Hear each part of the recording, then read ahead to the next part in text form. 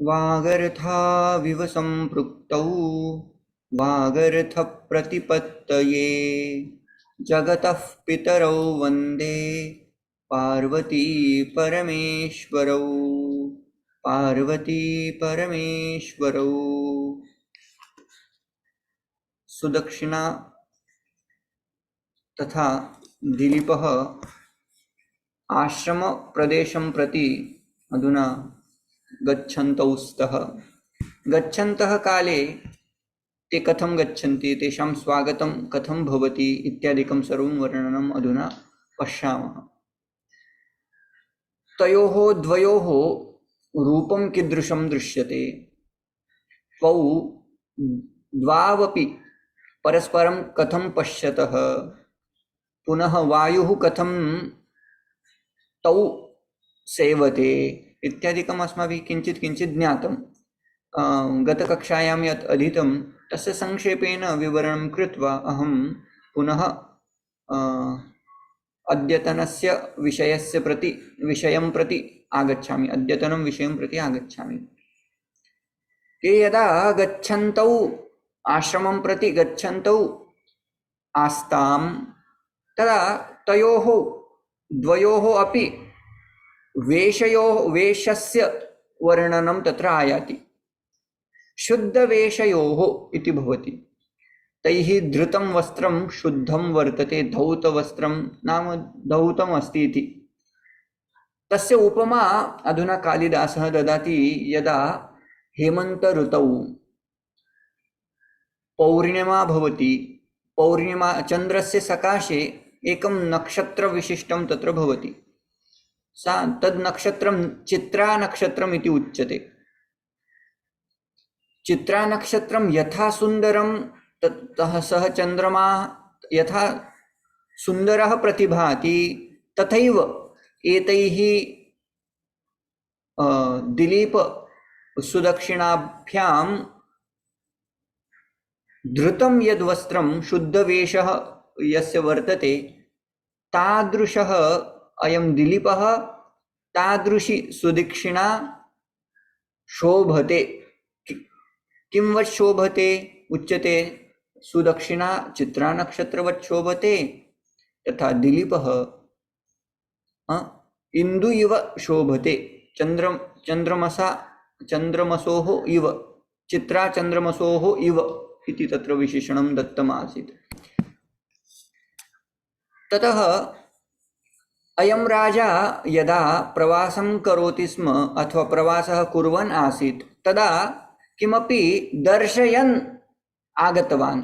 पत्नी आसीत्। पत्नी तु राज्ञा सह कदाचित् एतावत् दूरं कदाचित् प्रथमवारं स्यात् अथवा गच्छति स्म इति चिन्तयामः। किन्तु अस्मिन् समये सः राजा प्रत्येकं यद्यद् वैशिष्ट्यं भवति तद्वैशिष्ट्यं दर्शयन् सः प्रवासं करोति इति अर्थः। इति कृत्वा कदा समयः लङ्घितः, कदा आश्रमं प्रापत्, तदपि ते न ज्ञातवन्तः।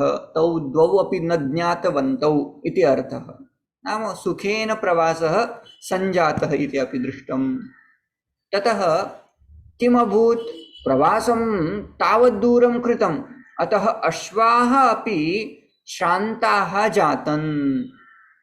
यदा अश्वाः अपि श्रान्ताः जातन् तदा सायङ्कालसमये राजा दिलीपः सुदक्षिणा च आश्रमं प्रापत् इति अस्माभिः दृष्टं। कस्य आश्रमं प्रापत् तस्य वर्णनं कृतं। संयमिनः महर्षेः, यः संयमी वर्तते, यः महान् ऋषि वर्तते, महान् चासौ ऋषिश्च इति महर्षि इति उच्यते। राजा च असौ ऋषि च इति राजर्षि। यः राजा तु अस्ति किन्तु ऋषिवद् आचरति इति कृत्वा राजर्षि। अयं तु महान् ऋषि वर्तते। तस्य महर्षेः संयमिनः आश्रमं प्रापत्। अत्र साक्षात् वसिष्ठ इत्यस्य नाम न स्वीकृतं, किन्तु ज्ञायते रघुवंशस्य राजपुरोहितः वसिष्ठः एव इति कृत्वा वसिष्ठाश्रमं तौ द्वौ तत्र गतवन्तौ इति अर्थः। आश्रमस्य वर्णनम् अधुना विधीयते। तदपि श्लोकद्वयम् अस्माभिः ह्यस्तनकक्षायां दृष्टं यत् यदा ते आश्रमं प्रापत् तदा आश्रमे किं किं भवति। आश्रमे ये बालकाः योगिनः भवन्ति ते अन्यस्मात् वनात् किमपि आनयन्ति। किं किम् आनयन्ति?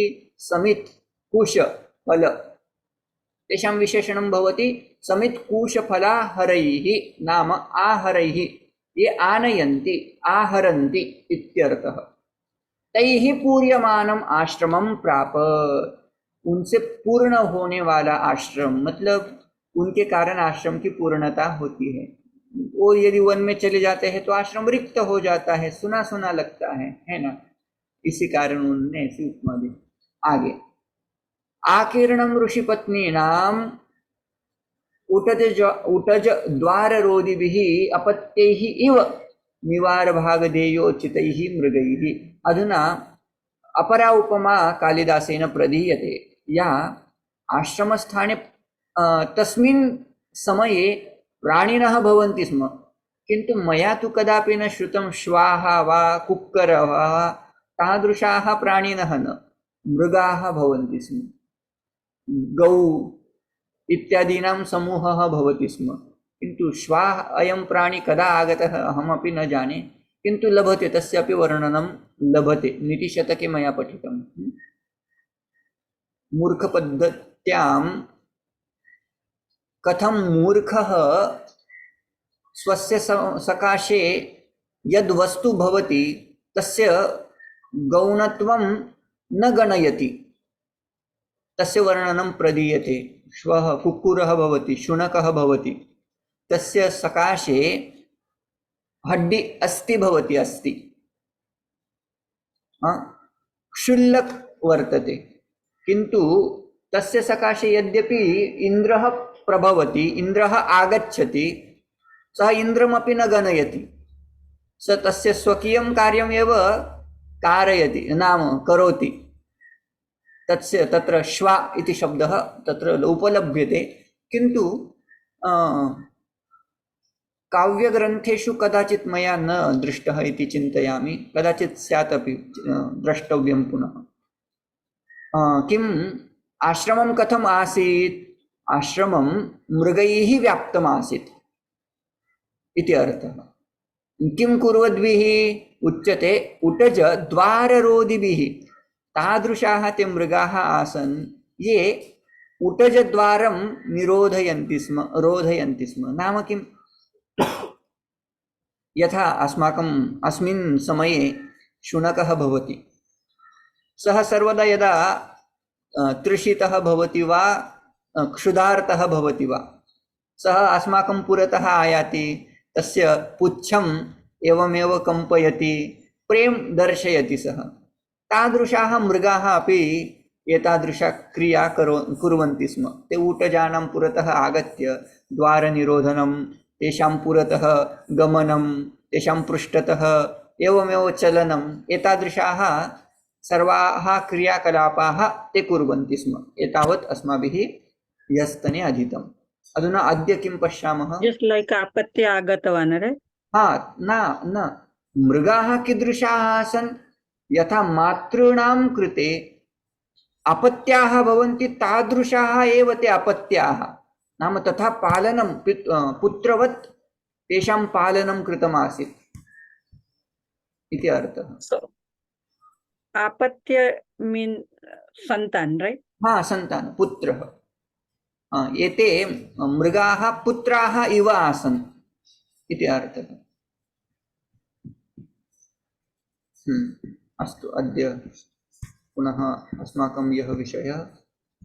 अधुना तद् आश्रमं प्रापत् इति मुख्य क्रियापदं वर्तते। मुख्यं क्रियापदम् अस्ति।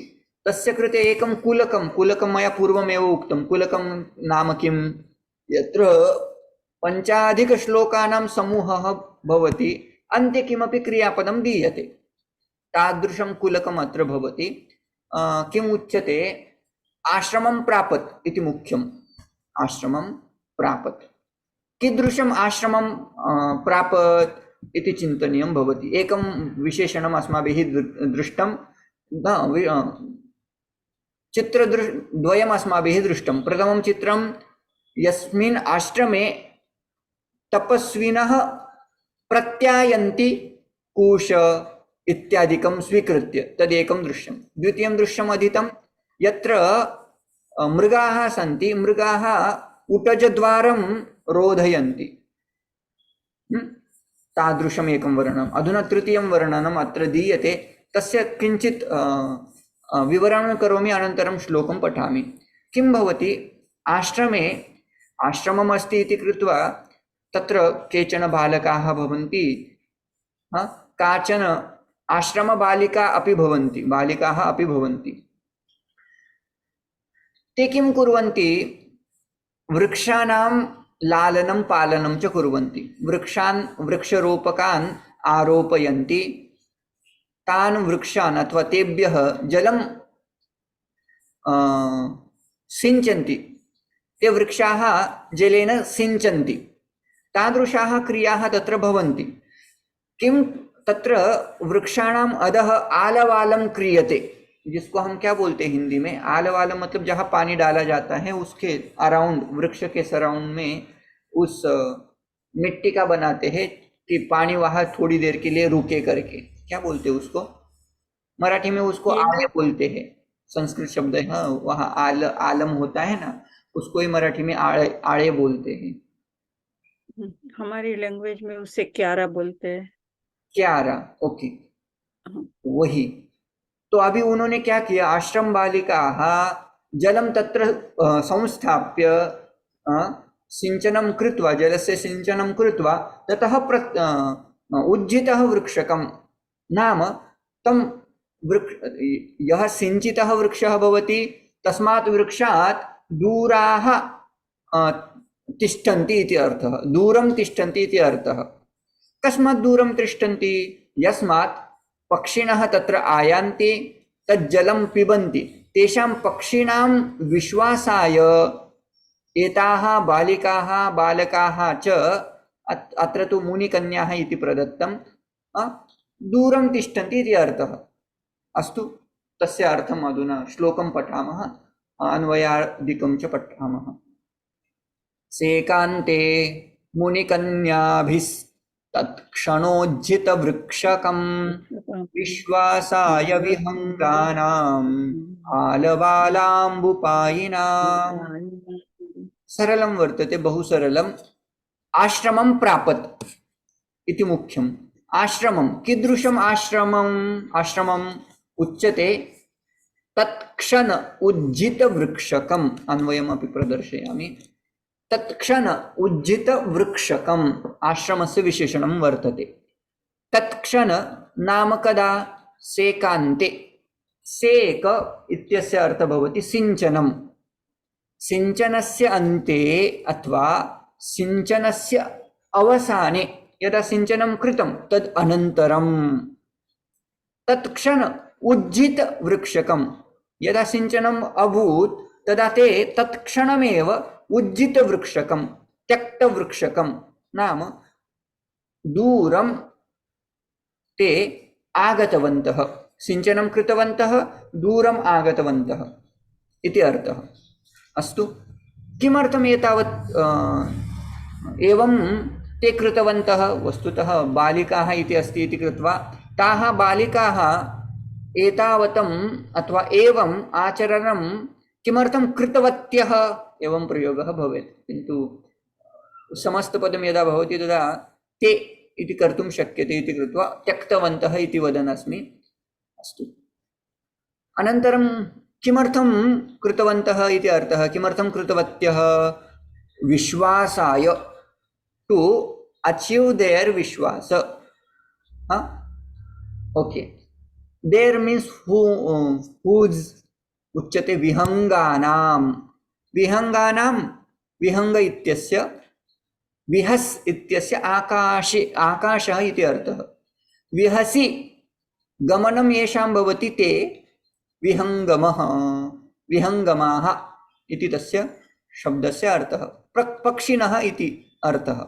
विहङ्गमानां विश्वासाय, केषां विश्वासाय? पक्षिणां विश्वासाय, तेषां विश्वासं सम्पादयितुम् इतोपि एकं विशेषणं दत्तं। केषां कृते? विहङ्गमानां कृते, पक्षिणां कृते इतोपि एकं विशेषणम्। आलवालाम्बुपायिनाम्, अम्बुपायिनां, जलपायिनां, ये जलं पिबन्ति, किन्तु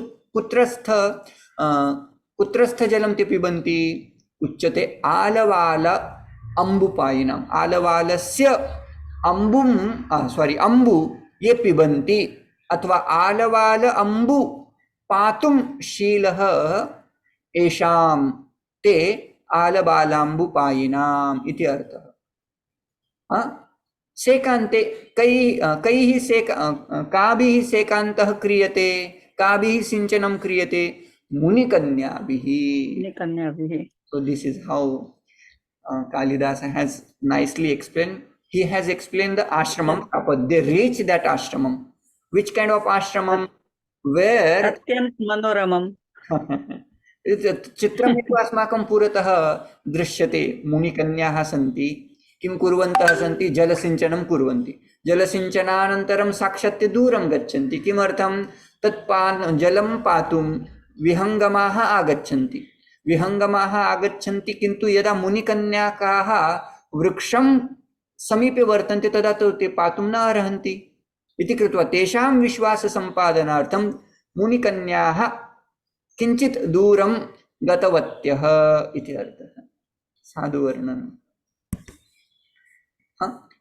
किञ्चित् मल्लिनाथः अपि सम्यक् अस्य चिन्तनं करोति। सो तदपि पश्यामः। सेकान्ते, वृक्षमूलसेचन अवसाने, after sprinkling, after watering those trees, मुनिकन्या काभिः, बाय मुनिकन्याज, आलवालेषु जलावाप प्रदेशेषु यद अम्बु तत्पायिनाम्। आलवालेषु नाम जल आवाप प्रदेशेषु, यत्र जलस्य सिञ्चनं क्रियते, तत् स्थानं, तत् प्रदेशः नाम तत् आये, वाट् एवर्, तस्मिन् स्थितं यत् जलं भवति तत् पातुं शीलं येषां वर्तते। पायी इति तस्य शब्द। तत् पायी नाम तत् जलपायी वृक्ष किं पक्षिविशेषः इति अर्थः।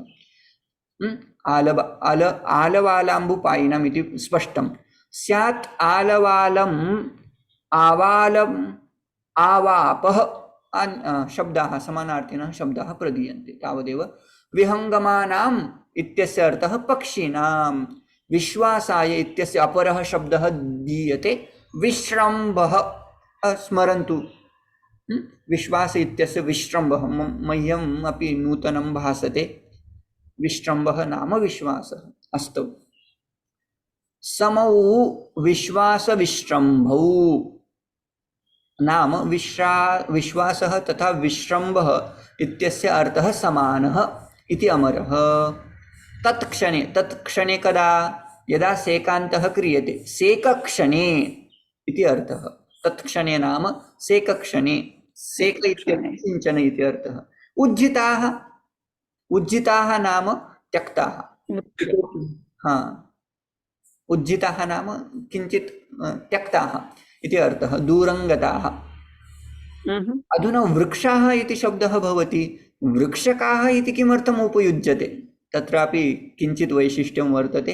बालः इति शब्दः, बालकः अपि सः एव शब्दः, अर्थः तु समानः। तत्र अस्य प्रत्ययस्य क प्रत्ययः आनीयते। यदा कः प्रत्ययः आनीयते तस्य वैशिष्ट्यं भवति लघु, ह्रस्वार्थे इदं प्रयुज्यते।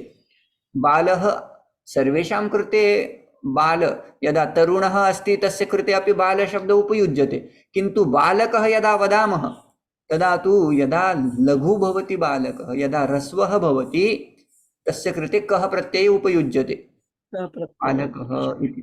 तथैव वृक्षः नाम बृहद् वृक्षः अपि तत्र स्वीकर्तुं शक्यते वृक्ष इति शब्देन, किन्तु वृक्षक इति शब्देन लघुवृक्षः इति अर्थः। So just like a बालक, वृक्षक means बालतरु, right? हाँ, बालतरु जो छोटा हुआ है। बड़े वृक्ष को सिंचाई करने की जरूरत नहीं पड़ती, वो अपने आप खुद ही उसको बोलते हैं पादपः, पादेन पिबति इति पादपः। वो अपने पैरों से मतलब अपने मूल से, रूट से अपना अपना पानी ग्रहण कर लेता है कि नहीं? पानी ग्रहण मतलब जल ग्रहण कर लेता है, यहाँ पानी ग्रहण का कुछ दूसरा ही अर्थ हो जाएगा। No, it's little bit like not appropriate to this subject. But if it's a ka pratyaya, then it's shows like rasva, रस, lagu. हाँ, So तदेव why उच्यते। we have a janaka, janak had ka pratyaya too, right? तदम तत्र Or janak is by itself his नाम name, नाम विशेषम। nama vishesham. हाँ, So there is no pratyay. In janaka, in a janaka sabda, that ka is not the pratyay, right? हाँ, that is not ka pratyayanta, this ka pratyay, that is not ka. Even So there are many हाँ, how can we recognize here is the ka pratyaya? ना if you see वृक्ष शब्द क्या होता है, यदि ऐसे शब्द आपको मिलते हैं जहाँ क के अलावा भी उसका यूज होता है और अर्थ सेम ही रहता है, जैसे कि वृक्ष शब्द बहुत बार यूज करते हैं, बाल शब्द भी बहुत बार यूज करते हैं, है ना? उनका इसका अर्थ ये हुआ कि जो परिभाषा में बात कर रहे हैं वो आपको आप समझ में तो आ जाता है हाँ हाँ हाँ कि बालक कहा या वृक्षक कहा, हाँ हाँ तब हाँ पता चलता है कि यहाँ क प्रत्यय लगाया हुआ है। हाँ हाँ सो बातचीत से पता चलेगा जी, मीन्स व्यवहार से पता चलेगा, ग्रामर से ही पता चलेगा। और आपको ऐसा विवरण कहीं कहीं यदि जो बताने वाला है उसने दिया तो और क्लियरिटी आएगी, जैसे कि यहाँ मल्लिनाथ जी ने क्लियर किया। देखो, यदि वो नहीं बोलते तो हम वृक्षक इसका भी ज्यादा अर्थ नहीं कर पाते, वृक्षकः वृक्षः अर्थः समानमेव, लेकिन उन्होंने क्या बोला, तत्क्षणे सेक क्षणे उज्जिताः वृक्षकाः, वृक्षकाः मतलब रस्व वृक्षाः। ऐसे रस्व वृक्ष जिस आश्रम में है तम प्रापत, अभी उसके लिए क्या मतलब, यहाँ रस्व वृक्ष ऐसा अर्थ क्यों किया, तो आगे जाकर के बोलते हैं रस्वार्थे क प्रत्यय, ये जो क प्रत्यय यूज होता है ना उसका अर्थ होता है रस्व, है कि नहीं? तो वृक्ष कैसे थे, रस्व वृक्ष थे, लघु वृक्ष थे, बाल वृक्ष थे, ऐसा अर्थ होगा। ठीक है, तो अभी ये तीसरा वाला दृश्य हमने देखा। पहला वाला वृक्ष मुनिजन योगीजन वापस आ रहे हैं, दूसरे वृक्ष में, दूसरे चित्र में, दृश्य में हमने देखा कि कुछ मृग लोग अपने ऊटज के द्वार के सामने आकर के घूम रहे हैं। तीसरा दृश्य हमने देखा कि जहाँ मुनि कन्या सिंचन कर रही है और सिंचन करने के बाद थोड़ी देर दूर जाकर के खड़ी रह रही है। क्यों? क्योंकि उनको सारे पक्षियों का विश्वास संपादन करना था, उनको उनका स्वागत करके उनको जल पान इत्यादि करना था। ये हो गया तीसरा दृश्य। अभी चौथा दृश्य हमने ये मृग का फिर आएगा, अभी फिर से आया है यहाँ। अभी क्या चल रहा है, अभी थोड़ी अलग क्रियाएं कर रही है। अभी समय कौन से समय पे दिलीप राजा पहुंचे, शाम के समय पे पहुंचे, सायंकाल है। अभी सायंकाल में सारे के सारे जो प्राणी होते, सारे नहीं हम बोल सकते, ऐसे प्राणी जो दिन भर चरने के लिए जाते हैं, और जब सायंकाल हो जाता है, जैसे कि गौ धेनु अथवा वृषभाः भवन्ति खलु, वो अपना दिन में बहुत सारा खा लेते, बकरी हो खा लेते हैं, और उनको जब समय मिलता है, जब शाम हो जाती है, तो वो फिर से आकर के अपना जो प्रदेश होते हैं जहां वो रहते हैं वहां आकर के बैठ जाते हैं और क्या करते हैं, रोमंथ करते हैं, वो चरवन करते हैं, फिर से खाया हुआ अन्न फिर से चबाते हैं। अभी वो वाला दृश्य अभी कालिदास जी हमें दिखा रहे हैं। ठीक है, आतपात्यय संक्षिप्त निवारासु निषादिभिः मृगैर्वर्तित रोमन्थं उपजांगण भूमिषु। रोमन्थं वर्तित रोमन्थं यस्मिन् आश्रमे क्रियते तम आश्रमं प्रापत, ऐसा अर्थ हम करेंगे। ऐसे आश्रम को प्राप्त हुए दोनों भी।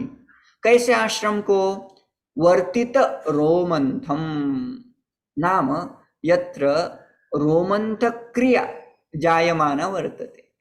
कैः क्रियते सा क्रिया? मनुष्यैः क्रियते वा? न न न, मृगैः। No, मृगैः मृगैः। वर्तित रोमंथम, जिन्होंने अपना अन्न खा लिया और अभी वो एक जगह पे बैठ करके रोमंथ कर रहे हैं, ऐसे मृगु, जिस आश्रम में मृगु के द्वारा रोमंथ किया जाता है, ऐसे आश्रम को वो प्राप्त हुए। लेकिन रोमंथ करने के लिए तो बैठे बैठे रोमंथ किया जाता है, तो ये कहाँ बैठ करके रोमंथ कर रहे थे, उनके लिए कुछ विशेषण देते हैं, हम अन्वय देखते हैं अभी।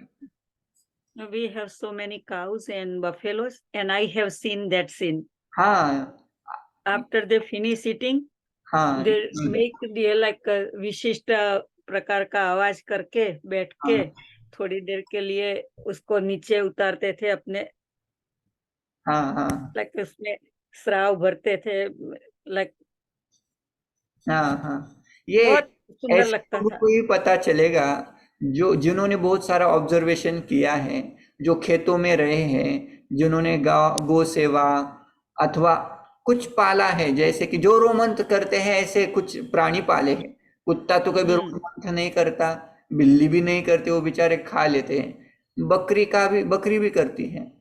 तो ऐसा सारा दृश्य उसको रोमांचकारी लगेगा जिसने ये सारा देखा है। ओ सो कालिदास को ये भी पता है, ये भी पता है, ये भी पता है। मतलब देखो वास्तव में कितना बारीक वर्णन चल रहा है, उन्होंने क्या क्या ऑब्जर्व किया होगा, ये लिखने के लिए कितना ऑब्जर्वेशन किया होगा, है ना। ऐसे ही श्लोक आ जाते हैं उनके मन में, क्या क्या चल रहा है आश्रम में। ओके, तो उन्होंने सोचा होगा मुझे मुनियों का वर्णन करना है, लेकिन मुनि लोग क्या कर रहे होंगे, शाम के समय है, शाम का समय है, वो क्या कर रहे होंगे। ठीक है, बालिका लोग हैं, उनका अलग ही छंदस रहता है, लेकिन वो क्या कर रहे होंगे वो तो ठीक है। बाकी प्राणी लोग, हाँ, like physically Kalidas was not there. हाँ, This is just imagination. imagination, How was हाँ, but many due things to Raghuvansh Kirti. From Valmiki Ramayan, Valmiki ji भी वर्णन करते हैं ऐसा, लेकिन ऐसा रोमांचकारी कुछ कालिदास की वैशिष्ट्यता है कि नहीं। Yep. यहाँ उपमा वगैरह नहीं दी, लेकिन जो भी वर्णन चल रहा है बहुत बढ़िया चल रहा है। तो आश्रम क्रिया क्या क्या होती है उसका अच्छे से ज्ञान हो जाएगा हमें। ठीक है, मतलब वृक्ष वो अपना घर मानते थे, मृग प्राणी वहां वही जाकर के रोमंथ करते हैं जहां उनको सेफ लगे, वहां जाकर के बैठेंगे, वहां जाकर के रोमंथ करेंगे। तो ये मृग जो है ये आश्रम में आकर के बैठ रहे हैं, क्योंकि वो आश्रम ही अपना लगता है उनको। तो वही वर्णन आ रहा है, वर्तित रोमंथम आश्रमम प्रापत। ओके, मया एकः शब्दः त्यक्तः इति मन्ये, किञ्चित् ऐड करोमि। हाँ, मृगैः इति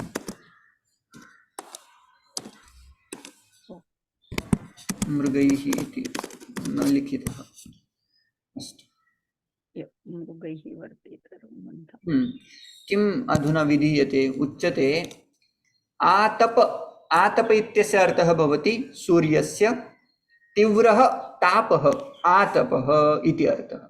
अत्ययः नाम नष्टः, नाम किं, सायंकालसमयः अस्ति अधुना। आतप अत्यय संक्षिप्त निवारासु, now that sun has set and at that time मृगैः निषादिभिः, अभी सन का अत्यय हो गया है, सूर्य चला गया है, अभी क्या किया है, संक्षिप्त निवारासु। निवार शब्द अस्माभिः पूर्वं दृष्टं। निवार इत्यस्य अर्थः भवति धान्यं, तंडुल इत्यादिकं, है ना। तो जब आतप होता है तब जाकर के धान्य सुखाते हैं।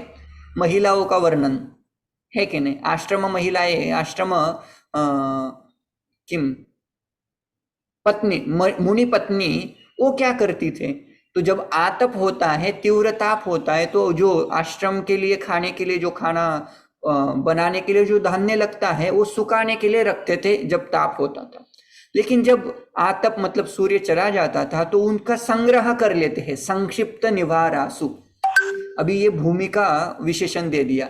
ऐसी भूमि जहां आतप चले जाने पर धान्य का संग्रह किया है, ठीक है। और कैसी भूमि है? ऊटजांगण भूमिषु, ऊटज कुटिया, अंगन उसका जो अंगन है, उस भूमि पे बैठे हुए निषादि भी भूमि भी किम निषादि भी मृगई। निषादि मतलब सीदति धातु है, सीदति मतलब उपविशति, निसीदति निसीदति ऐसा धातु है, नि उपसर्ग के कारण वहां मूर्धन्य शकार आ जाता है। वहां इकार होने के कारण आदेश प्रत्यय हो, निषाद ऐसा शब्द बनता है जो बैठा हुआ है। निषादि भी ही मृगई ही, बैठे हुए मृगों के द्वारा जहां रोमंत किया जा रहा है। तो दो विशेषण भूमि के लिए, एक तो जहां धान्य का संग्रह किया गया है ऐसी भूमि पर, और जो कौन सी भूमि? ऊटज अंगन भूमि। ऊटज मतलब कुटिया के आगे वाला जो आंगन है ना, वहां बैठ करके, कहाँ बैठे वो मृग? आश्रम की भूमि पर बैठे, जहां धान्य का संग्रह किया गया है, वहां बैठ करके जहां रोमंत किया जा रहा है, ऐसे आश्रम को वो प्राप्त हुए, ठीक है। अत्र अधुना किंचित मल्लिनाथं पश्यामः। आतपस्य अत्यये, अत्यये नाम अपगमे सति संक्षिप्ता राशीकृता, संक्षिप्ता नाम एकत्रीकृता अथवा राशीकृता, किम निवाराः तृणधान्यानि इति अर्थः। यासु तासु, कैसी भूमि पर? ऐसी भूमि पर जहां धान्य का संग्रह किया गया है, एकत्रीकरण किया गया है, वो हो गया। आतप अत्यय निक्षिप संक्षिप्त निवारासु, ये स्पष्ट है। अगला ऊटजांगण भूमिषु इति द्रष्टव्यम अधुना। ऊटजानाम, ऊटजानाम पर्णशालानाम, अंगन भूमिषु नाम चत्वर भागेषु। आगे का जो प्लेन एरिया जो होता है ना, उसको बोलते हैं चत्वर भाग। चत्वर भाग मतलब अंगन, है ना। तत्र उपविश्य किम निषादिभिः, निषादिभिः उपविष्टैः मृगैः वर्तित, वर्तित नाम निष्पादित, किम रोमंथः, रोमंथः नाम चर्वित चर्वणम, जो पहले चर्वन किया गया है, जो खाया गया है, उसका ही फिर से चर्वणम जो कर रहे हैं। यस्मिन् आश्रमे तम वर्तित रोमंथम। अरे बाप रे, दो ही श्लोक हो पाए क्या? अगला हमें थोड़ा सा फास्ट जाना चाहिए। अभ्युताग्नि पिशूनैः अतिथीनाश्रमोन्मुखान् पुनानं पवनोद्धूतैः धूमैराहुतिगन्धिभिः इति।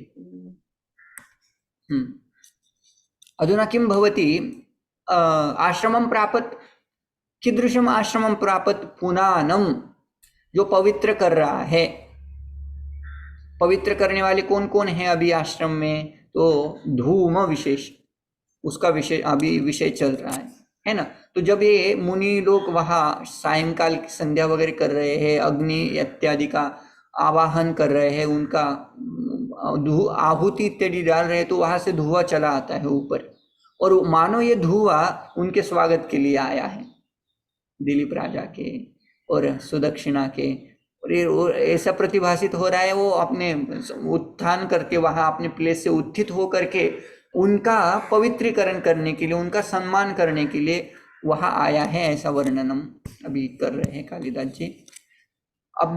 अभ्युत्थिताग्नि पिशुनैः, अभ्युत्थित इत्यस्य अर्थः भवति ऊर्ध्वम् उत्थित इति अर्थः, एकः अर्थः। द्वितीयः अर्थः, यदा अतिथिः आगच्छन्ति, अतिथयः आगच्छन्ति, तदा गृहस्वामिनः पुरतः गत्वा तेषां स्वागतं कुर्वन्ति खलु, सा क्रिया अभ्युत्थित इति उच्यते। सो अभ्युत्थित अग्निपिशुनैः, पिशुन शब्दस्य अत्र सूचकः इति अर्थः भवति। अग्नीनां सूचना यैः दीयते, कैः दीयते? धूमैः दीयते।